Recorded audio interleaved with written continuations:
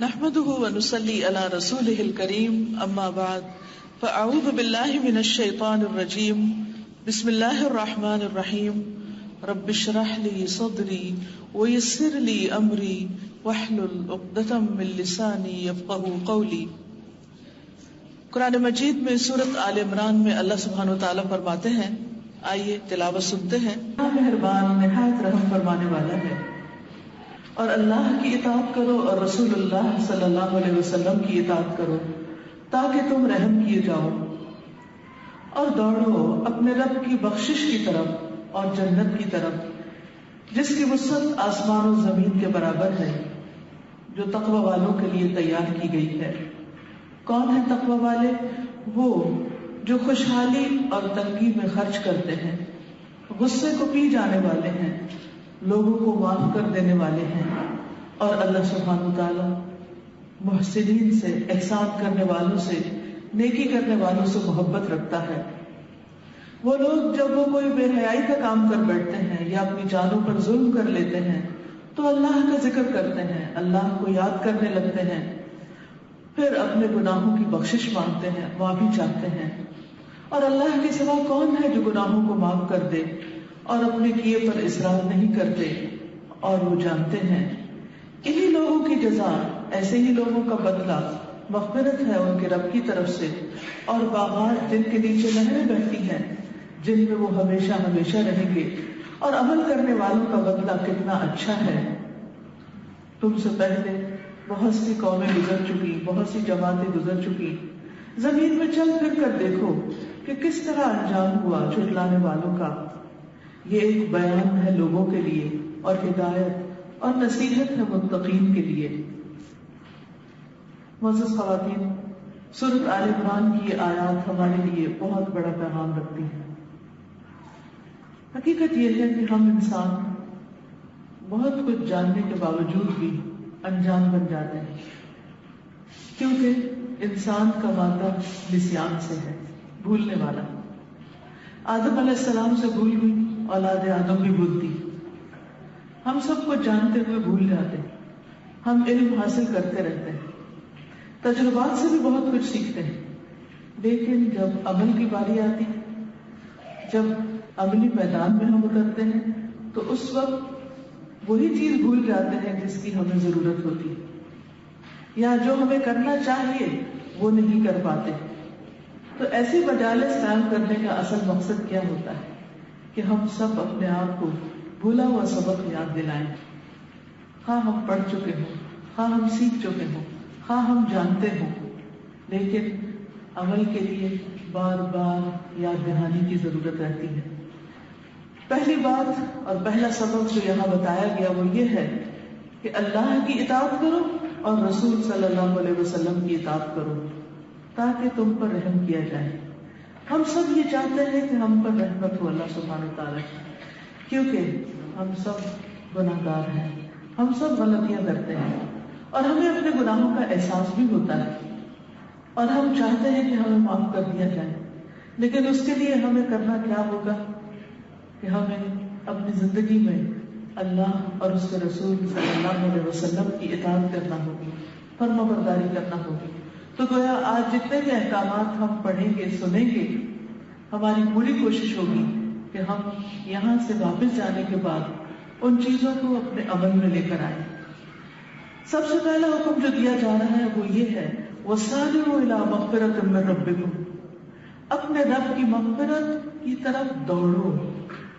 گویا غلطی کرنے کے بعد، بھول چوک ہونے کے بعد، گناہ کے بعد معافی مانگنے میں دیر نہ لگاؤ، غفلت نہ کرو، سستی نہ کرو، مایوس نہ ہو، کیونکہ اللہ سبحانہ وتعالیٰ کی رحمت قریب ہے ان بندوں کے جو اس کی طرف چل کر آتے ہیں۔ بندہ ایک قدم بڑھتا ہے تو اللہ سبحانہ وتعالیٰ اس کی طرف 10 قدم بڑھتے ہیں۔ تو اس لیے سارعوا الی مغفرۃ من ربکم، اپنے رب کی بخشش کی طرف دوڑ کر آؤ۔ جیسے کہ ایک حدیث قدسی میں آتا ہے کہ اے رات کے گناہ گار تو دن کو پلٹا تو میں تجھے معاف کر دوں گا، اور اے دن کے گناہ گار تو رات کو پلٹا میں تجھے معاف کر دوں گا۔ اللہ سبحانہ وتعالیٰ جسے نہ نیند آتی ہے نہ اونگ آتی ہے، وہ 24 آورز جس میں ایک لمحے کے لیے بھی وہ ہم سے غافل نہیں ہوتے. وَمَا اللَّهُ بِغَافِلٍ عَمَّا تَعْمَلُونَ. جو بھی تم عمل کرتے ہو اللہ تعالیٰ اس سے غافل نہیں. وہ ہماری ایک ایک چیز کو دیکھتا ہے. اور غلطی کرنے کے بعد جب بندہ اللہ سبحانہ وتعالیٰ کی طرف پلٹتا ہے تو اللہ سبحانہ وتعالیٰ کو بہت زیادہ خوشی ہوتی ہے. یعنی ایک ہوتی ہے عام خوشی اور ایک ہوتی ہے خاص خوشی اور بے پناہ خوشی. یعنی اللہ تعالیٰ اپنے گناہگار بندے کے لوٹنے اور پلٹنے سے بہت زیادہ بے پناہ خوش ہوتا ہے. گویا توبہ کرنے سے، استغفار کرنے سے، گناہوں کو چھوڑ دینے سے، معافی مانگنے سے جہاں ہمیں سکون آ جاتا ہے، جہاں ہمیں خوشی ہوتی ہے، وہاں اللہ سبحانہ وتعالیٰ بھی خوش ہوتے ہیں. وہ جنت، اور اللہ تعالیٰ ہم سے کیا چاہتے ہیں کہ ہم جنت کی طرف دوڑ کر آئیں، سستی نہ کریں، دیر نہ لگائیں. یعنی ان تمام کاموں کی طرف جو اللہ تعالیٰ کو راضی کرنے کا ذریعہ ہے، تاکہ اللہ تعالیٰ قیامت کے دن ہمیں راضی کر دے. اور کیا ہے وہ جنت؟ جنت عرضها السماوات والارض، جس کی وسعت آسمان و زمین کے برابر ہے. دنیا میں ایک چھوٹے سے گھر کے لیے، دنیا میں ایک چھوٹی سی جگہ کے لیے ہمیں کیا کیا مشکلات دیکھنی پڑتی ہیں. دنیا میں اگر ہمیں تھوڑی سی بھی کوئی چیز چاہیے ہوتی تو اس کے لیے ہمیں مسلسل جدوجہد کرنی پڑتی. کوئی ڈگری چاہیے، کوئی جاب چاہیے، کسی جاب میں ترقی چاہیے، کاروبار یا بزنس میں آگے بڑھنا چاہیے، یا پھر کوئی گھر چاہیے، تو اس کے لیے انسان کو کتنی مشقت اور کتنی بھاگ دوڑ اور کتنی فکر کرنی پڑتی، دن رات کام کرنا پڑتا ہے. جنت جو دنیا کی تمام چیزوں سے زیادہ افضل ہے، اللہ سبحانہ وتعالیٰ جب اس کی طرف بلاتے ہیں تو ہمیں اس کے لیے بھی دوڑ کر آنا چاہیے. اس کا مطلب یہ ہے کہ اس کے لیے بھی محنت کرنی چاہیے، کوشش کرنا چاہیے، اور اس سے بھی زیادہ بھاگنا چاہیے کہ جتنی ہم دنیا کے لیے کوشش کرتے ہیں، کیونکہ دنیا تو عارضی ہے اور وہ ہمیشہ کے لیے ہے. اور پھر وَسَارِعُوا إِلَىٰ مَغْفِرَةٍ مِّن رَبِّكُمْ وَجَنَّةٍ عَرْضُهَا السَّمَاوَاتُ وَالْأَرْضُ. اور وہ جنت کس کے لیے ہے؟ اعدت للمتقین، متقین کے لیے تیار کی گئی ہے، اللہ سے ڈرنے والوں کے لیے تیار کی گئی ہے. کون ہے وہ متقین؟ تو یہ متقین کون ہے، تقوی والے کون ہیں؟ اب یہ اصل میں غور کرنے کی بات ہے کہ یہ جنت کن کے لیے ہے. اور ان آیات کو سن کر ہمیں یہ دیکھنا ہے کہ کیا ہمارے اندر یہ صفات موجود ہیں. نمبر 1، الذین ينفقون فی السراء والضراء، کہ جو خوشحالی اور تنگی دونوں حالتوں میں خرچ کرتے ہیں. یعنی اللہ کے راستے میں خرچ کرتے ہیں، اللہ کے بندوں پر خرچ کرتے ہیں.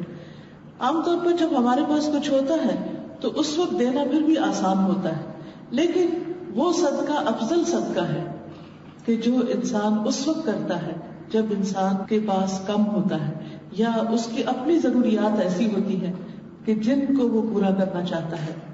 اس لیے ہم سب کو یہ دیکھنا چاہیے کہ کیا ہم روزانہ کچھ نہ کچھ اللہ سبحانہ تعالیٰ کے راستے میں دیتے ہیں.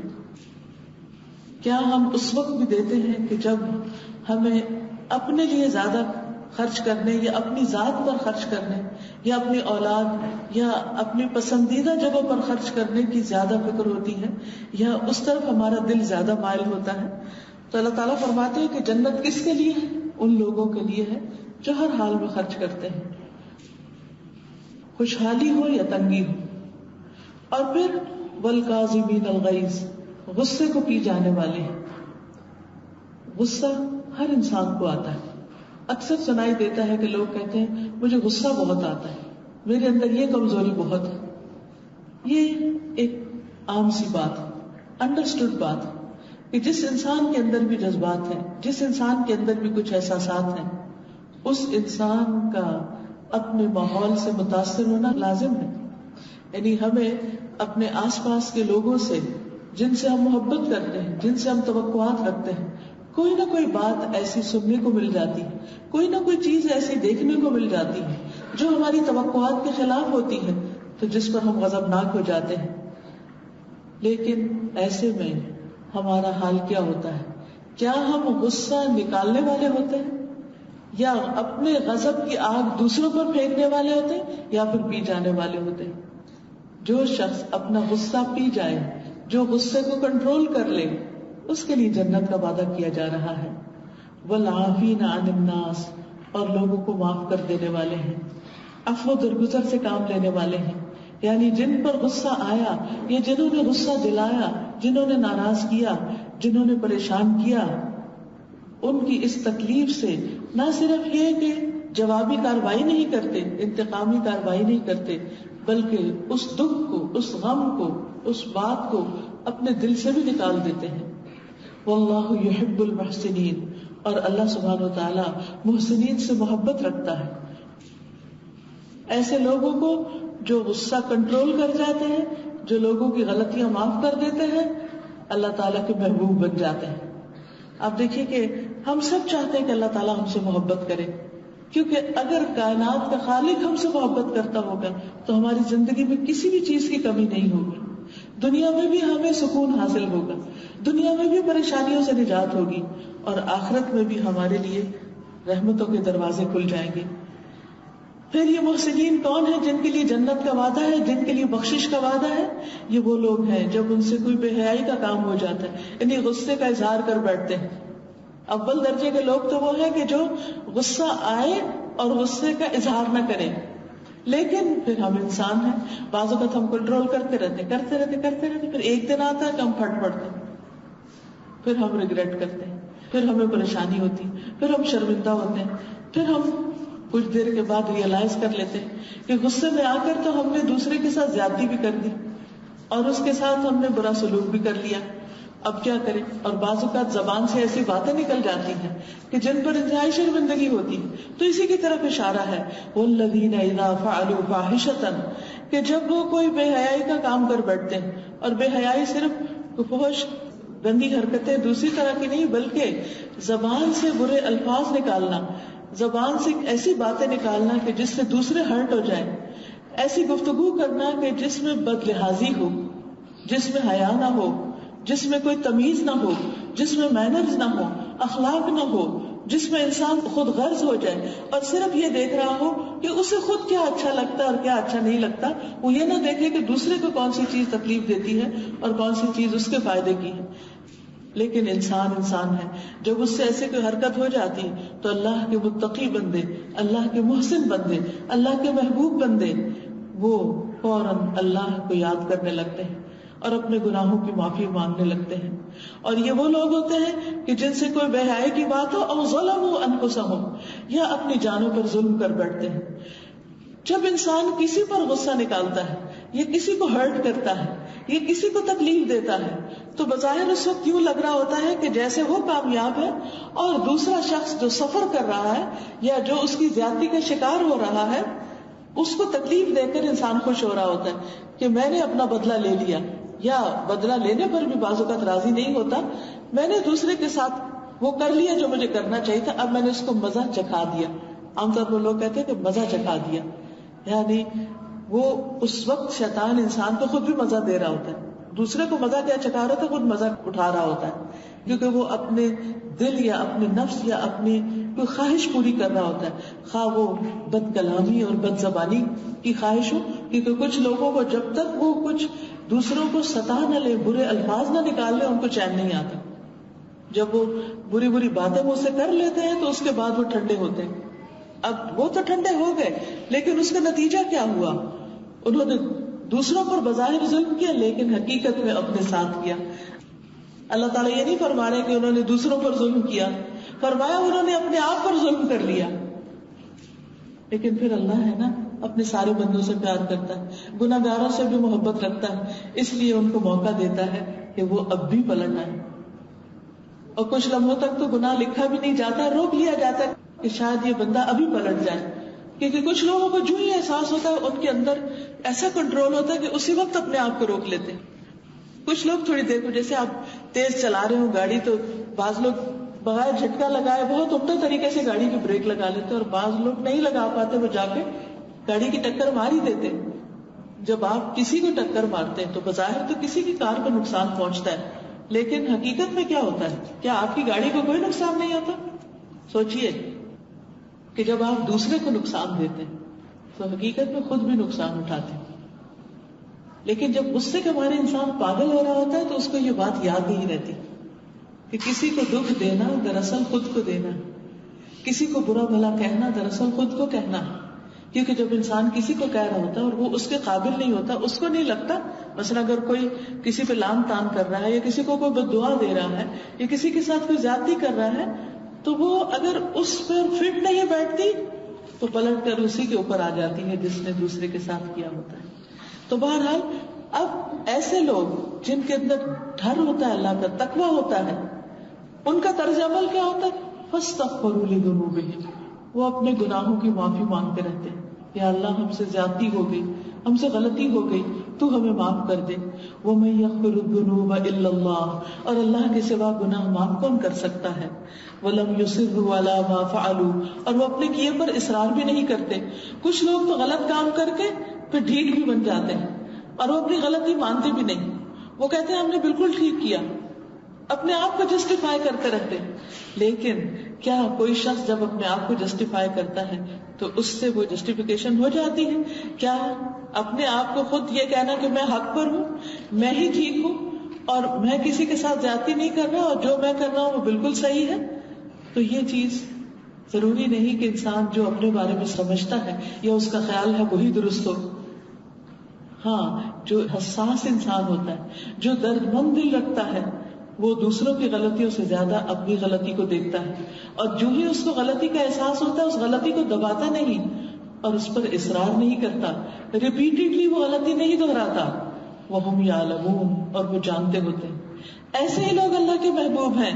أُولَٰئِكَ جَزَاؤُهُمْ مَغْفِرَةٌ، ایسے بندوں کو بخشش مل جاتی ہے، ان کے لیے معافی کا پروانہ آ جاتا ہے.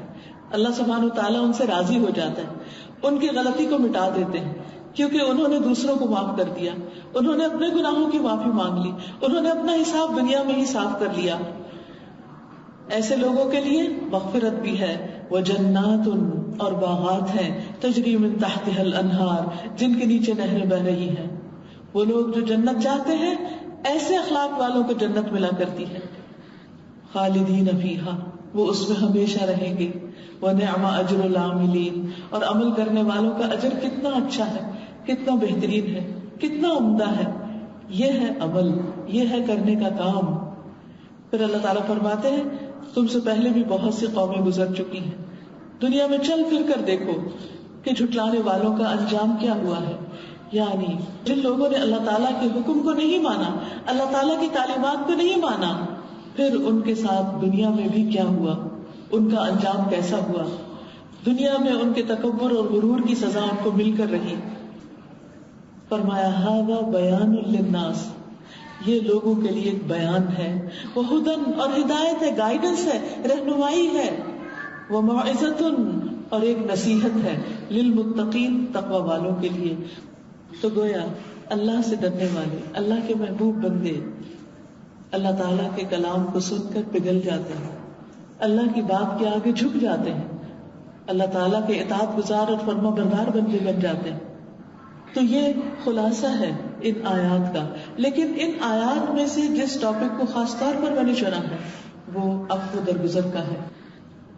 آپ کو یہ کتاب حسن اخلاق ملی ہوگی. اگر آپ کے گھر میں یہ کتاب ہے تو آپ خوش قسمت ہیں، کیونکہ اس کتاب کو ریپیٹڈلی پڑھنا اور ان حدیث کا مطالعہ کرتے رہنا آپ کے لیے بہت فائدہ مند ہے، کیونکہ ہم اکثر بھول جاتے ہیں. تو اپنی ہیبٹ بنا لیجئے کہ جیسے آپ صبح کے وقت قرآن مجید کی تلاوت کرتے ہیں، اور ہر مسلمان بندے پر لازم ہے کہ وہ اللہ سبحانہ و تعالیٰ کا کلام پڑھے. تو اس کے ساتھ ہی کیا ہے کہ ہر روز ایک چیپٹر یا کم از کم 2 پیجز ان احادیث کا ترجمہ آپ ضرور دہرا لیں تاکہ یاد دہانی ہو جائے. کیونکہ یہ آپ جانتے ہیں کہ اللہ کے رسول صلی اللہ علیہ وسلم کو اچھے اخلاق کی تکمیل کے لیے بھیجا گیا، اور سب سے اچھا مومن وہ ہے جس کا اخلاق سب سے اچھا ہے. اور 2 چیزیں انسان کو سب سے زیادہ جنت میں لے جانے والی ہیں، ایک تقوی اور دوسرے اچھا اخلاق.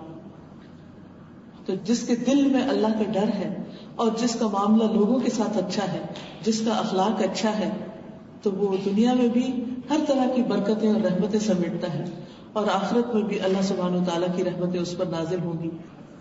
لیکن اس کے برعکس جو منافق ہوتا ہے اس کو نہ دین کی سمجھ ہوتی ہے اور نہ اس کا اخلاق اچھا ہوتا ہے. تو اس لیے یہ کتاب جس میں بہت سے عنوانات ہیں، مثلاً نرمی، ظلم، صبر، شکر، پھر جھگڑے کے بارے میں کہ جھگڑا نہیں کرنا چاہیے، شرم و حیا، گفتگو، پھر مجالس کیسی ہونی چاہیے، سوشلائزنگ کیسی ہو، امانت، ذمہ داری، جھوٹ، مزاح، مسکراہٹ، غصہ، رحم، عفو درگزر، خیر خواہی، سلام کی فضیلت، محبت، تحفوں کا لین دین، تکبر، حسد، بخل، حرص، بے نیازی، ادب، باہمی تعلقات، والدین سے حسن سلوک، بچوں کے ساتھ شفقت، عورتوں کے ساتھ حسن سلوک، خوشگوار ازدواجی تعلقات، صلہ رحمی یعنی رشتہ داروں کے ساتھ جوڑ کے رکھنا، ہمسائے کے حقوق، یتیم کے ساتھ حسن سلوک، اور دل کو نرم کرنے والی چیزیں. تو یہ ایک بہترین تحفہ ہے کہ جن چیپٹرز کو آپ یا جن عنوانات کو آپ روزانہ پڑھتے رہیں گے تو بار بار کے ریمائنڈر سے انشاءاللہ آپ کے اندر یہ تمام چیزیں آتی رہیں گی. تو اس کتاب کا پیج نمبر 46 آپ کھولیے تو اس میں العفو کا چیپٹر ہے. یہ جو نئی کتاب ہے اس کے اندر یہ موجود ہے العفو. تو اس میں شروع میں جو آیات میں نے آپ کے سامنے پڑھی ہیں اس میں سے کچھ آیات ہیں اور اس کے بعد کچھ احادیث ہیں جن کی میں مختصر وضاحت اس وقت آپ کے سامنے کروں گی تاکہ اللہ سبحانہ و تعالیٰ اپنی خاص رحمت سے ہمیں لوگوں کو معاف کرنے کی صلاحیت اور توفیق عطا فرما دے. سب سے پہلے تو العفو کا لفظی معنی آتا ہے کہ عفو درگزر ہوتا کیا ہے. عفو کا لفظ جو ہے اس کے دو بنیادی معنی ہیں. نمبر 1 کسی چیز کو چھوڑ دینا اور نمبر 2 کسی چیز کو حاصل کرنا. تو آپ دیکھیے کہ جب آپ غصہ چھوڑ دیتے ہیں تو آپ کو کیا حاصل ہوتا ہے. جب آپ نفرت چھوڑ دیتے ہیں تو آپ کو کیا حاصل ہوتا ہے. جب آپ انتقامی کارروائیاں چھوڑ دیتے ہیں تو آپ کو کیا حاصل ہوتا ہے. ہم سب جانتے ہیں کہ جب ہم بری ہیبٹس کو چھوڑ دیتے ہیں، غلط کام چھوڑ دیتے ہیں، اللہ سبحانہ و تعالیٰ کی ناراضگی کے کام چھوڑ دیتے ہیں تو ہمیں اللہ سبحانہ و تعالیٰ کی رضامندی حاصل ہوتی. جو چاہتا ہے کہ اللہ تعالیٰ اس سے راضی ہو جائے، جو چاہتا ہے کہ وہ جنت کا وارث ہو جائے، اس کو چاہیے کہ پھر وہ اللہ تعالیٰ کی ناراضگی کے کام چھوڑ دے. لیکن یہاں عفو کا معنی بندوں کے ساتھ مہربانی کرنا اور مہربانی کرتے ہوئے ان کی غلطیوں کو معاف کر دینا اور ان کو سزا نہ دینا. آپ دیکھیے کہ اللہ سبحانہ و تعالیٰ ہر لمحہ ہمیں معاف کرتا رہتا ہے، ورنہ اگر ہمیں پکڑنے پر آ جائے تو زمین پہ ایک جاندار بھی زندہ نہ رہے. ہم میں سے کوئی زندہ نہیں رہ سکتا، فوراً ہی پکڑ ہو جائے.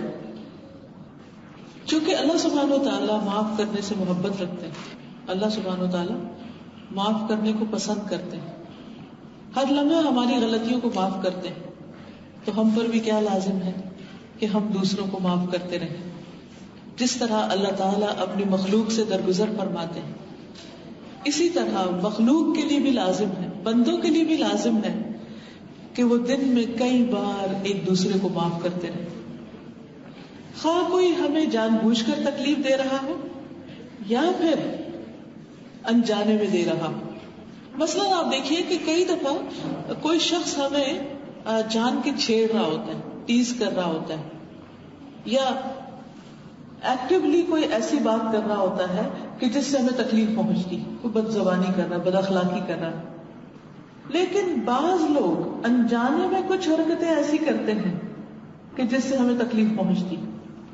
مثلاً آپ بچوں کو ہی دیکھیے، آپ ان سے کہتے ہیں کہ کپڑے چینج کر لو، اپنے دانت برش کر لو، کنگھی کر لو، کھانا کھا لو. پھر وہ کیا کرتے ہیں؟ کیا سب باتیں مانتے؟ نہیں مانتے.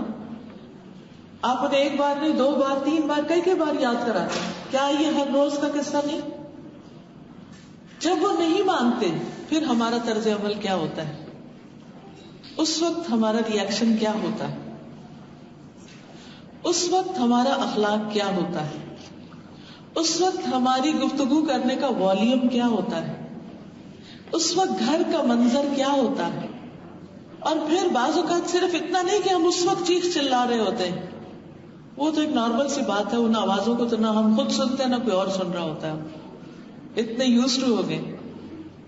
دیکھیے بہت دفعہ ہم یہ بھی کرتے ہیں کہ چاہے بچے ہوں یا بڑے ہوں، بزرگ ہوں جن کی آدھی عقل مانی جاتی ہے بعض اوقات، ان کی باتوں کو دل میں رکھ لیتے ہیں کہ وہ میری بات نہیں سنتی، اور پھر سارا دن ان باتوں کو سوچ سوچ کے کڑتے رہتے ہیں، غمگین رہتے ہیں، دکھی رہتے ہیں، ہرٹ ہوتے رہتے ہیں، اپنے آپ کو پریشان کرتے ہیں اور دوسروں کو بھی پریشان کرتے ہیں.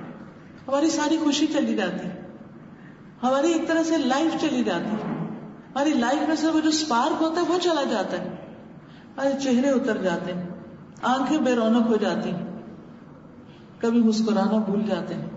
کیوں؟ جس شخص کے دل کے اندر ایک خوشی ہو، اطمینان ہو، سکینت ہو، وہ تو ایسا نہیں کر سکتا. ایسا طرز عمل کس کا ہوتا ہے؟ صرف اسی شخص کا ہوتا ہے کہ جو دوسروں کو معاف کرنا نہیں جانتا. وہ شخص کبھی ٹینشن میں ہو ہی نہیں سکتا، پریشان رہ ہی نہیں سکتا جو دوسروں کو معاف کرنا جانتا ہے. عام طور پر جن سے توقعات زیادہ ہوتی ہیں ان کی باتیں زیادہ ہرٹ کرتی ہیں. تو اس لیے اگر ہم انسانوں سے اپنی توقعات کم کر دیں، یہ سوچ کر کہ یہ انسان ہے، یہ انسان ہے، ان سے غلطی ہوتی ہے، کیونکہ ہم سے بھی غلطیاں ہوتی ہیں.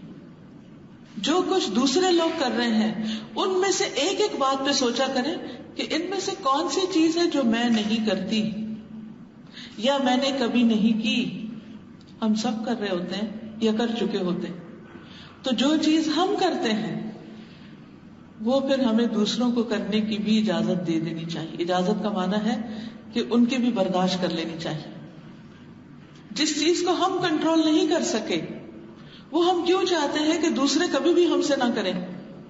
اور اگر انسان ہونے کے ناطے وہ کر چکے ہیں تو ہم اس کو بھول نہیں پاتے یا بھولنا نہیں چاہتے یا چھوڑتے نہیں ہیں. تو اس لیے ہمیں ان تمام چیزوں کو چھوڑ دینا ہے کہ جو ہمیں ہرٹ کر رہی ہیں، ہمارے دل پر ایک بوجھ ہے. جب آپ اداس ہو، جب غمگین ہو، اپنے آپ سے پوچھیں کیا چیز آپ کو دکھ دے رہی ہے، کیا چیز آپ کو پریشان کر رہی ہے، کیا چیز آپ کے اوپر بوجھ بنی ہوئی. اس چیز کو اپنے دل سے نکال دیں، چاہے وہ چھوٹی ہو یا بڑی. اب کیسے نکالیں؟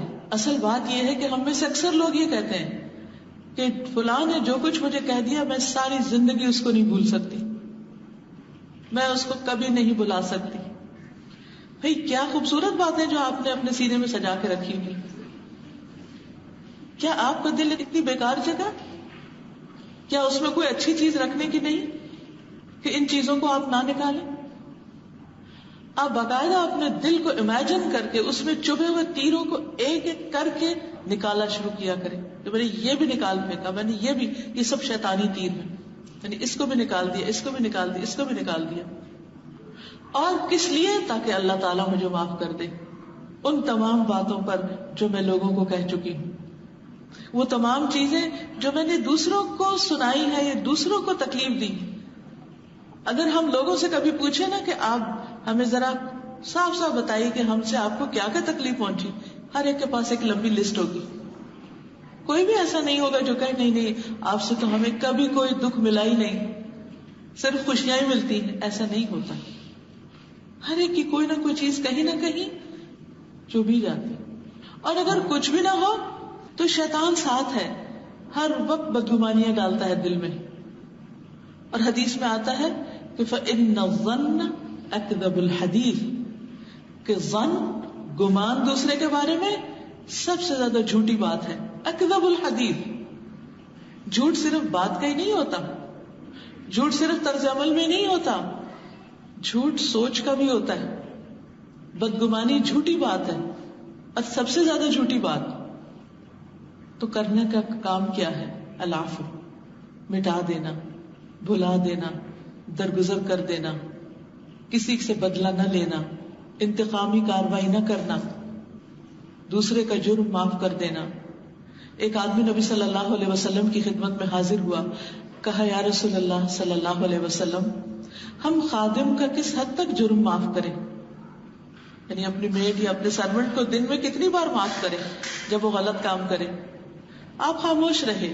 اس نے پھر وہی بات دہرائی، آپ پھر خاموش رہے. جب تیسری بار اس نے یہ بات کہی تو فرمایا ہر روز 70 یعنی 70 ٹائمز اپنے غلام کو معاف کرو. 70 ٹائمز. کیونکہ جو آپ کی خدمت کریں گے، جو آپ کے ساتھ ہوں گے، وہی تو سب سے زیادہ غلطیاں کریں گے. اب ہسبینڈ بھی صبح کام پہ چلے گئے، بچے اسکول چلے گئے، آپ کے ساتھ کون ہے؟ آپ کی میڈ ہے. اب آپ اس کو ایک کام کے لیے بلاتے ہیں، وہ ڈھنگ کا نہیں ہوتا، دوسرے کے لیے بلاتے، تیسرے کے لیے کہتے وہ کام نہیں صحیح ہو رہا. اب آپ ایک بات پہ غصہ کر رہے ہیں، دوسرے پہ کر رہے ہیں، تیسرے پہ کر رہے ہیں، غصہ کرتے چلے جا رہے ہیں. تو نتیجہ کیا ہوگا؟ کس کی صحت خراب ہوگی؟ کس کے اعمال نامے خراب ہوں گے؟ اپنے ہی ہوں گے. اپنی ہی جان پر ظلم کریں گے. تو پھر جب اپنی جان پر ظلم کریں گے تو اپنا ہی نقصان کریں گے. تو اس لیے بہتر کیا ہے کہ انسان ساتھ کے ساتھ اپنے دل سے نکالتا چلا جائے، ساتھ کے ساتھ معاف کرتا چلا جائے. بالکل ایسے ہی جیسے ہوا چلتی ہے تو مٹی اڑتی ہے اور آ کر آپ کے گھر میں وہ فرنیچر پر، فلور پر گر جاتی. پھر آپ کیا کرتے ہیں؟ ہر روز غصہ کرتے ہیں، ہوا کیوں چلی، مٹی کیوں آئی، فلور کیوں گندا ہو گیا؟ نہیں، کیا کرتے ہیں؟ سمپل فارمولا، ڈسٹنگ. تو جیسے باہر کی ڈسٹنگ کرتے ایسی اپنی بھی ڈسٹنگ کر لیا کریں. بس یہی سوچا کریں یہ جتنی بھی لوگوں کی باتوں اور تکلیف دینے والی حرکتوں کا غبار میرے دل پر آیا ہے، میں ان سب کی ڈسٹنگ کرتی ہوں، بات ختم کرتی ہوں، اور اگلے دن نیا دن شروع کیا کریں. پھر نیا دن آئے گا تو نئے دن میں پھر ہوا چلے گی، پھر ایسا ہی ہوگا، پھر کرنا پڑے گا. اور ساری زندگی یہی کرتے کرتے جب ہم اللہ سبحانہ تعالیٰ کے حضور حاضر ہوں گے تو اللہ تعالیٰ سے امید رکھتے ہوں گے کہ یا رب جیسے میں دوسروں کو معاف کرتا رہا، آج تو مجھے معاف کر دے. اللہ سبحانہ تعالیٰ فرماتے ہیں الا تحبون ان یغفر اللہ لکم، کیا تم نہیں چاہتے کہ اللہ تعالیٰ تمہیں معاف کر دے؟ تو اگر ہم چاہتے ہیں تو پھر ہمیں دوسروں کے لیے بھی یہی چاہنا چاہیے کہ ہر غلط کرنے والے سے، ہر گناہگار سے اس کی غلطی کو معاف کر دیں. اب دیکھیے کہ اسلام میں کچھ غلطیاں ایسی ہیں جن پر حدود جاری ہوتی، جیسے زنا ہے اس پہ حد جاری ہوتی، شراب پینے والے پہ حد جاری ہوتی، چور پہ حد جاری ہوتی، قتل کرنے والے پہ حد جاری ہوتی. لیکن آپ دیکھیے کہ اس کے بعد ایسے تمام لوگوں سے کیا سلوک ہوتا ہے، اس کی جھلک نبی صلی اللہ علیہ وسلم کی زندگی میں دیکھیے کہ جب کسی پہ حد جاری ہو جاتی تو اس کے بعد اس کے ساتھ بالکل ایسے ہی معاملہ کیا جاتا جیسے اس نے کوئی غلطی کی ہی نہ ہو. اس کو تانے نہیں دیے جاتے تھے اس کی غلطیوں کے. تو ہمیں اگرچہ کسی کو کسی غلط چیز پر کوئی سزا بھی دینی پڑے، مثلا بچے کو ڈسپلن کرنے کے لیے بازو کا سزا بھی دینی پڑے گی، لیکن اس کے بعد یہ نہیں کہ اس بچے کی طرف سے آپ نا امید ہو جائیں، مایوس ہو جائیں، اس کے لیے دعا کرنا چھوڑ دیں، یا اس کے ساتھ حسن سلوک چھوڑ دیں، یا اس کی ہدایت اور اصلاح کے لیے کوشش نہ کریں. وہ ساتھ ساتھ جاری رہے گا، لیکن منفی پہلو کو اپنے اندر سے نکال دینا ہے. پھر اسی طرح اللہ سبحانہ وتعالیٰ کی صفت العفو ہے. قرآن مجید میں آتا ہے وَكَانَ اللَّهُ عَفُوًّا غَفُورًا، اور ہے اللہ سبحانہ وتعالیٰ بے حد معاف کرنے والا، نہایت بخشش فرمانے والا. سورۃ الحج میں فرمایا ان اللہ لعفو غفور، بے شک اللہ تعالیٰ بہت درگزر کرنے والا، بے حد بخشنے والا ہے. سورۃ النساء میں اللہ تعالیٰ فرماتے ہیں فإن اللہ کان عفوا قدیرا، بے شک اللہ تعالیٰ معاف کرنے والا، ہر چیز پر قدرت رکھنے والا ہے. یعنی وہ سزا دینے کی پوری طاقت رکھتا ہے لیکن وہ معاف کر دیتا ہے. تو اصل معافی تو اسی کی ہے جو دوسروں کو معاف کرتا ہے، جو سزا دے سکتا ہو. جو بیچارہ مجبور ہے، کچھ کر ہی نہیں سکتا، وہ تو پہلے ہی مجبوراً معاف کیے ہوئے.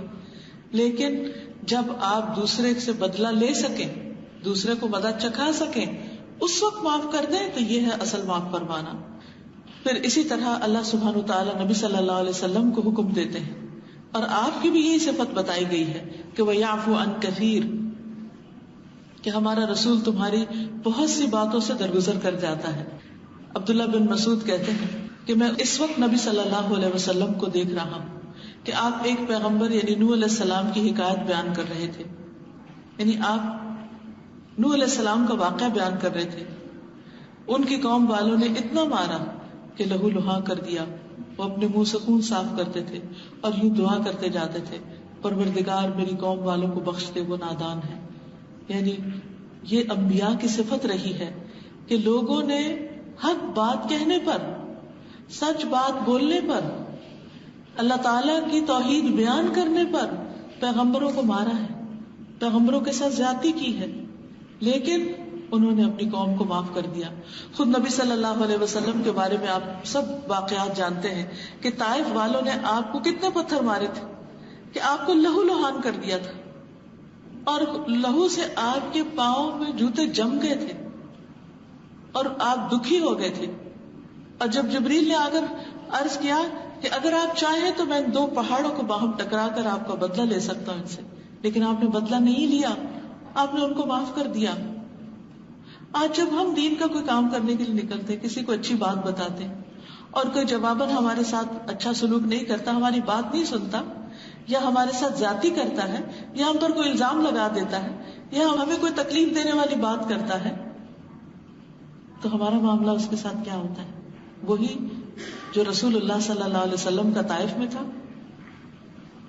تو پھر دین تو انہی لوگوں کے ہاتھوں میں پھیلتا ہے کہ جو ہر دم دوسروں کو معاف کر کے آگے بڑھنے والے ہوتے ہیں، آگے بڑھ کر دوسروں کے ساتھ احسان کرنے والے ہوتے ہیں. اللہ تعالیٰ ایسے ہی بندوں سے محبت کرتا ہے. پھر گھریلو زندگی میں بھی معاف کرنے کا حکم ہے. اللہ تعالیٰ فرماتے ہیں یا ایھا الذین آمنوا ان من ازواجکم واولادکم عدوا لکم فاحذروہم وان تعفوا وتصفحوا وتغفروا فان اللہ غفور رحیم. اے لوگو جو ایمان لائے ہو، بے شک تمہاری بیویوں اور بچوں میں سے بعض تمہارے دشمن ہیں. یعنی بیوی بچے اگر تمہارے خلاف محاذ آرائی بھی کر لیں، دشمنی اختیار کر لیں، ایک اپوزٹ آرمی کی صورت اختیار کر لیں، ایک اپوزٹ گروپ بنا لیں، پھر بھی تم ان کو معاف کر دو. بڑی سے بڑی غلطی ہو جائے پھر بھی معاف کر دو. یعنی ان کی طرف سے اگر تمہیں محبت نہیں ملتی، کیئر نہیں ملتی، بلکہ محاذ آرائی ملتی ہے، کنفرنٹیشن کا شکار ہوتے ہیں، یا کسی بھی طرح کی مخالفت کا سامنا کرنا پڑتا ہے، تو بھی کیا کرو؟ معاف کر دو، درگزر کرو، بخش دو. تو بے شک اللہ تعالیٰ بے حد بخشنے والا، نہایت رحم فرمانے والا ہے. پھر اسی طرح نبی صلی اللہ علیہ وسلم نے معاف کرنے کی وصیت کی ہے. حضرت علی سے مروی ہے کہ ہم نے نبی صلی اللہ علیہ وسلم کی تلوار کے دستے میں ہی لکھا ہوا پایا. دستہ ہوتا ہے نا، ہینڈل جو ہوتا ہے جہاں سے تلوار پکڑی جاتی، اس کے اوپر کیا لکھا ہوا تھا؟ جو تم سے ظلم کرے اس سے درگزر کر لو. واعف عمن ظلمک، جو تم پر ظلم کرے اس کو معاف کر دو. رشتہ توڑنے والے سے رشتہ جوڑ لو. جو تمہارے ساتھ برا کرے اس کے ساتھ احسان کرو اور حق بات کرو، اگرچہ اپنے خلاف کیوں نہ جاتی. اور یہ کب جاتی؟ جب انسان اپنی غلطی کو مانتا ہے، I was wrong، میری غلطی تھی. اور یہ یاد رکھیے کہ جو معاف کرنے والے ہیں اللہ تعالیٰ ان کو معاف کر دے گا. ایک مرتبہ نبی صلی اللہ علیہ وسلم نے برسر منبر یہ بات ارشاد فرمائی، تم رحم کرو تم پر رحم کیا جائے گا، تم معاف کرو اللہ تعالیٰ تمہیں معاف کر دے گا. ہلاکت ہے ان لوگوں کے لیے جو صرف باتوں کا ہتھیار رکھتے ہیں، یعنی باتوں سے دوسروں کو کچوکے لگائے رکھتے ہیں اور ان کو باتوں کے تیر مارتے رہتے ہیں. اور ہلاکت ہے ان لوگوں کے لیے جو اپنے گناہوں پر جانتے بوجھتے اصرار کرتے ہیں اور ڈٹے رہتے ہیں، یعنی اپنی غلطیوں کو چھوڑتے نہیں. اس کے برعکس جو دوسروں کے نہ صرف قصور بلکہ ان کی باقی چیزوں کو بھی معاف کر دیتا ہے. مثلا کسی نے قرض لیا اور وہ اس کو واپس لینا ہے، لیکن واپس لینے کی بجائے وہ اس کو معاف کر دیتا ہے، جس کو قرض دیا ہوا ہے مقروض کو معاف کر دیتا ہے، تو ایسے شخص کو بھی اللہ تعالیٰ معاف فرما دیتا ہے. ایک تاجر لوگوں کو قرض دیا کرتا تھا، جب کسی تنگ دست کو دیکھتا تو اپنے نوکروں سے کہہ دیتا اس کو چھوڑ دو، اس کو جانے دو، اس کو معاف کر دو، اس سے مت لو، یہ نہیں دے سکتا، اس کو چھوڑ دو. چنانچہ اللہ تعالیٰ نے اس کے مرنے کے بعد اس کو بخش دیا، کیونکہ وہ دوسروں کو معاف کرتا تھا. آج ہم اپنی زندگی میں دیکھیں، ہمارے ساتھ میں کئی لوگوں نے ایسا کیا ہوگا کہ ہم سے قرض لیا اور آج تک واپس نہیں کیا، بلکہ الٹا کہہ دیا کہ ہم نے تو لیا ہی نہیں تھا. ہم کیا چاہتے ہیں کہ ہمیں معاف کر دیا جائے. تو ہمیں ایسے لوگوں کو خاص طور پر اگر وہ فوت ہو چکے ہیں تو معاف کر دینا چاہیے. اور جو معاف نہیں کرتا وہ معاف کیا بھی نہیں جاتا. رسول اللہ صلی اللہ علیہ وسلم نے فرمایا من لا يرحم الناس لا يرحمه اللہ ومن لا يغفر لا يغفر له. جو لوگوں پر رحم نہیں کرتا اللہ تعالیٰ اس پر رحم نہیں کرتا، اور جو معاف نہیں کرتا اس کو معاف نہیں کیا جاتا. بعض اوقات کوئی ہم سے معافی مانگتا ہے کہ پلیز معاف کر دیں، مجھ سے بڑی غلطی ہو گئی، تو ہم اگر معاف نہیں کرتے تو یاد رکھیے کہ ہم سے بھی بہت غلطیاں ہو چکی. کئی دفعہ لوگوں کو کہتے ہیں نا چلو ایک دوسرے سے صلح کر لو، معافی مانگ لو، جھگڑا جانے دو.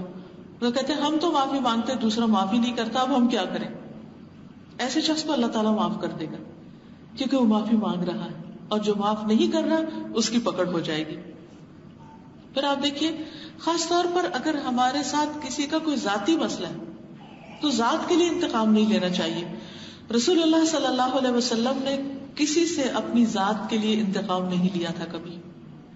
یعنی ذاتی طور پر کوئی آپ کو نقصان دے جاتا، تکلیف دے جاتا تو آپ اس کو معاف کر دیتے. اگر آپ کبھی بدلہ لیتے تو صرف اللہ کی خاطر، جیسے میدان جنگ میں.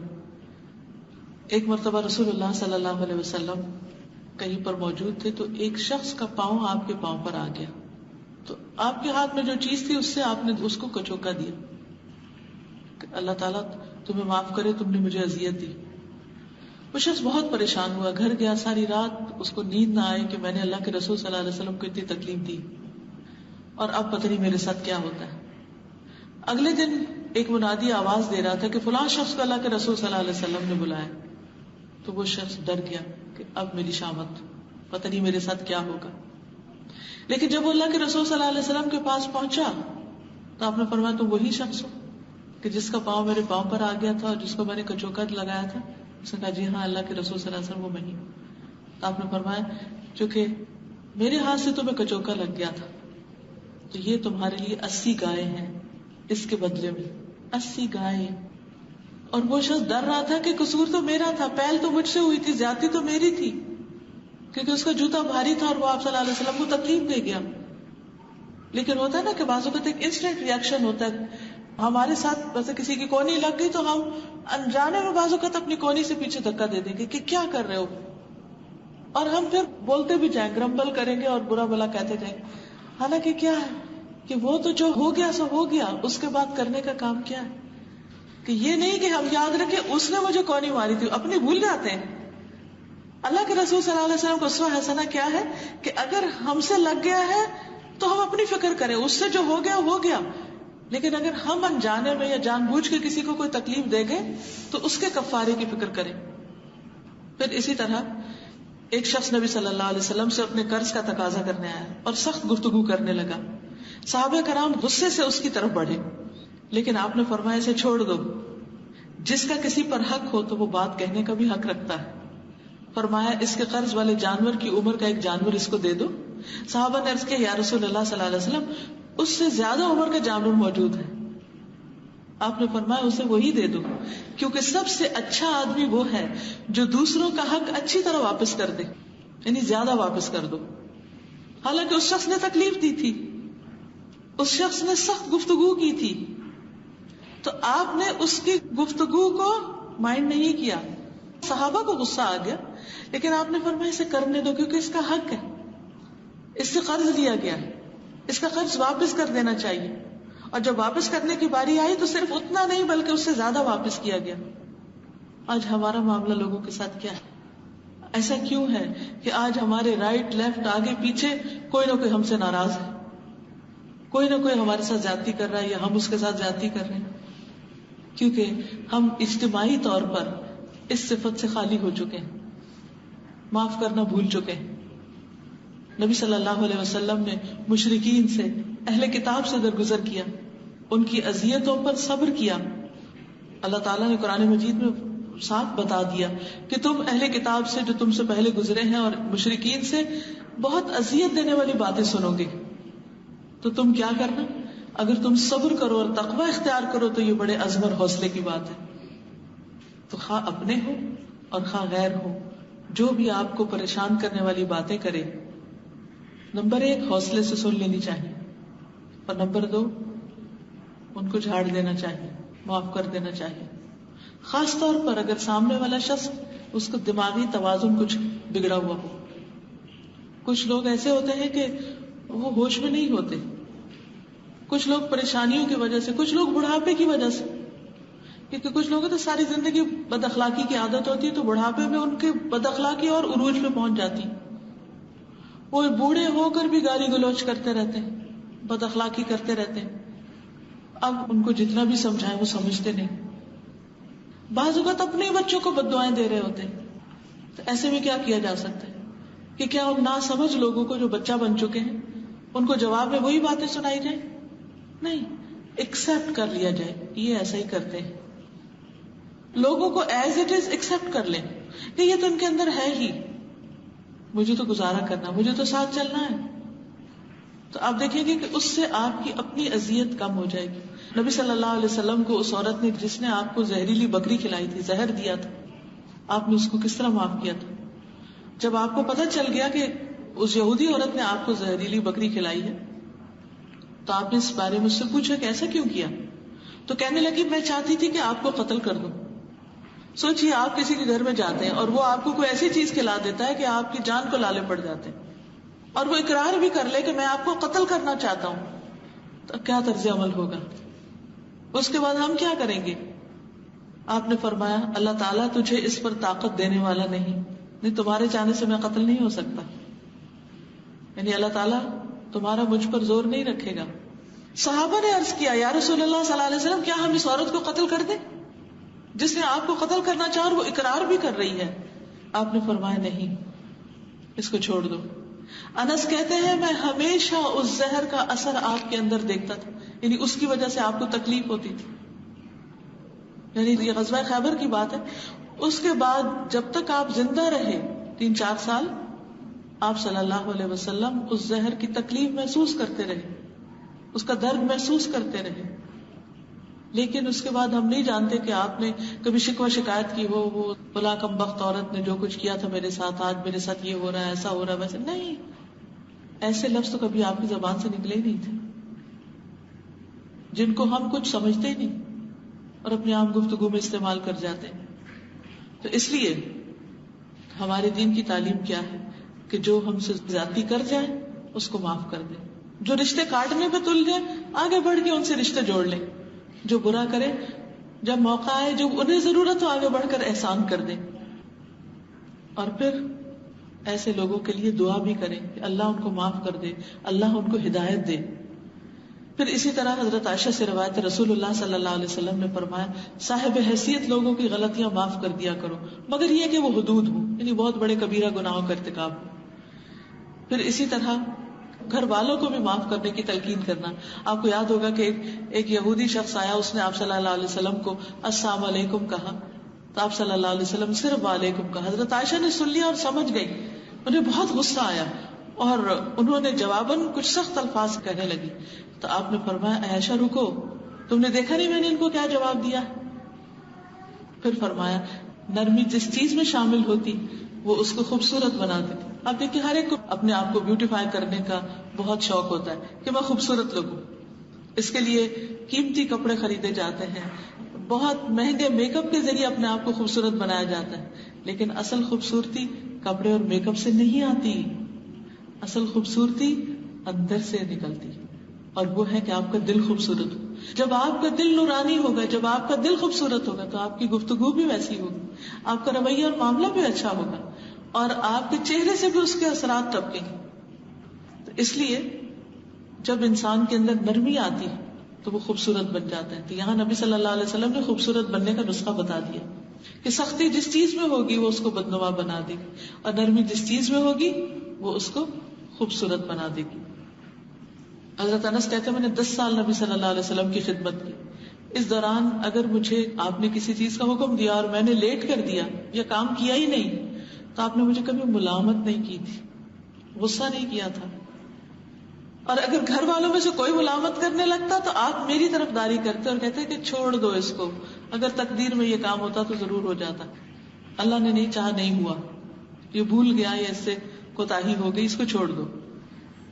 پھر اسی طرح صحابہ کرام جو تھے ان کی زندگی میں بے پناہ عفو درگزر کی صلاحیت اور ان کے اندر خوبیاں پائی جاتی تھی. سب سے پہلے حضرت ابوبکر صدیق رضی اللہ تعالیٰ کس طرح حضرت عائشہ پر الزام لگایا گیا, اور حضرت عائشہ پر الزام لگانے والے کا جب آپ نے وظیفہ بند کیا تو اللہ تعالیٰ نے فرمایا اہل فضل معاف کر دیں, کیا تم نہیں چاہتے کہ تمہیں معاف کیا جائے؟ تو حضرت ابوبکر نے کہا بلا یا ربنا, کیوں نہیں آیا ہمارے رب, ہم چاہتے ہیں کہ آپ ہمیں معاف کر دیں. اور کس طرح خوبصورتی سے معاف کیا کہ اس شخص کا وظیفہ پہلے سے بھی دگنا کر دیا کہ جس نے آپ کے لخت جگر پر الزام تراشی کی تھی, اور جس کی وجہ سے نبی صلی اللہ علیہ وسلم اور باقی تمام اہل مدینہ مسلمان سب سخت بے چینی میں مبتلا رہے تھے. پھر اسی طرح ایک مرتبہ حضرت ابن مسعود نے چور کو معاف کر دیا اور اس کے لیے بخشش کی دعا کی. یعنی آپ دیکھیے کہ ہمارے یہاں اگر کسی کی چوری ہو جائے, ایک دفعہ میں نے دیکھا کہ کسی کی چوری ہوگی اور وہ چور کو اتنی بد دعائیں دے رہی تھی, تو میں نے یہ سوچا کہ اگر تو یہ کسی خاص شخص کو ذہن میں رکھ کے بد دعائیں دے رہی ہیں اور وہ چور نہ ہوا تو بد دعائیں دینے والے بھی سب کچھ لوٹ آئیں گے, اور اگر وہ انانیمس چور کو بد دعائیں دے رہی ہیں تو بھی وہ جو چوری کی وجہ سے نقصان ہوا اور اس کا جو اجر ملنے والا تھا وہ بھی گیا. لیکن صحابہ کرام کے اخلاق کو دیکھیے, عبداللہ بن مسعود کے کچھ درہم چوری ہو گئے تھے تو اس پر لوگوں نے کہا کہ اللہ اس کو ایسا اور ایسا کر دے, تو انہوں نے فرمایا اللہ اگر ان درہموں کو چرانے پر اسے مجبوری نے آمادہ کیا, یعنی اگر چور کو کوئی سخت مجبوری تھی اس وجہ سے اس نے چوری کی ہے تو اس پیسے میں جو وہ لے گیا اس میں برکت ڈال دے, ورنہ تو چوری کے مال میں کبھی برکت نہیں ہوتی نا. تو آپ دیکھیے کہ ابن مسعود کے اندر جو تڑپ تھی, جو اخلاق تھا, جو محبت تھی انسانوں کے لیے کہ اللہ اگر اس نے کسی مجبوری اور پریشانی میں چوری کر لی تو جو وہ لے گیا اس میں برکت ڈال دے, اور اگر اس کو چوری پر گناہ کی دلیری نے آمادہ کیا کہ اس کو پرواہ نہیں کہ گناہ ہے تو یا اللہ یہ اس کا آخری گناہ ہو, اس کے بعد وہ چوری نہ کرے کبھی. ایسی خوبصورت دعا کبھی کسی نے شاید اپنے بچوں کے لیے بھی نہ کی ہو جتنی وہ ایک اس چور کے لیے کر رہے ہیں جو ان کا مال چرا کے لے گیا. اس کو کہتے ہیں عفو درگزر. اور ایسے ہی لوگ پھر جو دوسروں کو معاف کرتے ہیں اللہ تعالیٰ ان کو معاف کرتا ہے. اس کے لیے بہترین دعائیں بھی ہیں. اللہم انی اسألک العافیۃ فی الدنیا والآخرہ, اللہم انی اسألک العفو والعافیۃ فی دینی و دنیایا و اہلی و مالی, اللہم استر عوراتی و آمن روعاتی, اللہم احفظنی من بین یدی و من خلفی وعن یمینی وعن شمالی ومن فوقی واعوذ بعظمتک ان اغتال من تحتی. ابن عمر کہتے ہیں کہ رسول اللہ صلی اللہ علیہ وسلم شام اور صبح کو یہ دعا کبھی نہیں چھوڑتے تھے, ہر روز یہ عافیت اور عفو کی دعا مانگتے تھے کہ اللہ تو ہم کو معاف کر دے اور ہمیں عافیت میں رکھ. تو اس لیے ہم سب کو بھی یہ دعا مانگتے رہنا چاہیے. تو اللہ تعالیٰ سے دعا ہے کہ وہ ہمارے دلوں کو بدل دے اور ہمیں واقعی عفو درگزر عطا کر دے. اس میں خاص طور پر یہ حدیث مجھے بہت زیادہ ٹچ کرتی ہے کہ رسول اللہ صلی اللہ علیہ وسلم نے ایک مرتبہ فرمایا کہ جنت کے دروازے پیر اور جمعرات کو کھلتے ہیں, پھر ہر اس بندے کی مغفرت کر دی جاتی جو اللہ تعالیٰ کے ساتھ کسی کو شریک نہیں کرتا سوائے اس کے لیے جو اپنے بھائی سے کینہ رکھتا ہو, یعنی دل میں کچھ رکھا ہوا اس نے.